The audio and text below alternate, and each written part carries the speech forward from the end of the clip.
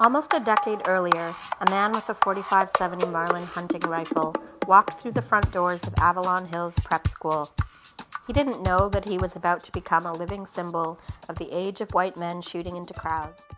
So I started as a poet, and I tricked myself into writing my first novel because I actually sold Bottle Rocket Hearts as a book of short stories.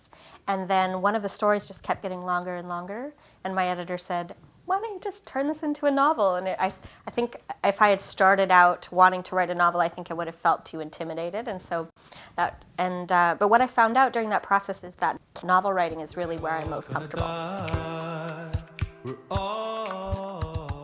It was difficult to me to get used to writing scripts, and I'm still a novice, but because as a poet and a novelist, I'm so particular about each sentence, and you fall in love with certain little phrases, and you can get quite precious and it's your own work. And I think in TV everything is so collaborative, and scripts get written and rewritten so fast that you can't be attached to the words in the same way that you are with fiction and poetry in particular.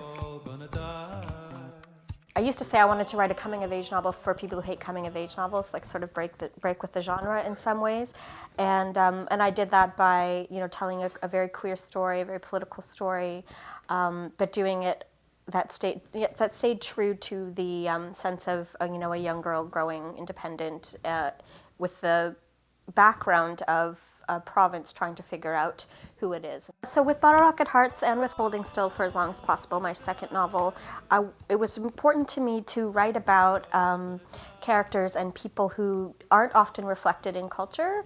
And that's my world. Now it's changing, but there aren't a lot of stories about queer people and trans people in North America and cities, written by those people.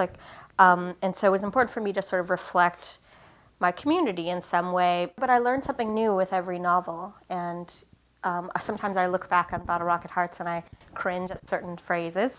There's an innocent when you don't know how to write a book, you end up writing really interesting things because you're not inundated with the rules and with the world, and you're just sort of like a deer wandering around in the snow, not sure what to do, but you end up kind of producing magic sometimes. So there are moments in the book that I still enjoy. But a writer is one who takes up longing as a profession. The poet Tony Hoagland said that every poet has an irresolvable obsession that serves their whole career.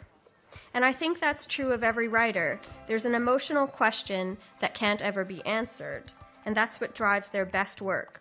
No matter, even if I wrote a book about unicorns on Mars, the book would still be about anxiety because that's my core obsession. And so thematically, no matter which plot I choose to tell, which story I used to tell, and who I used to tell it in terms of character, those are still the ideas at the core of most of my work.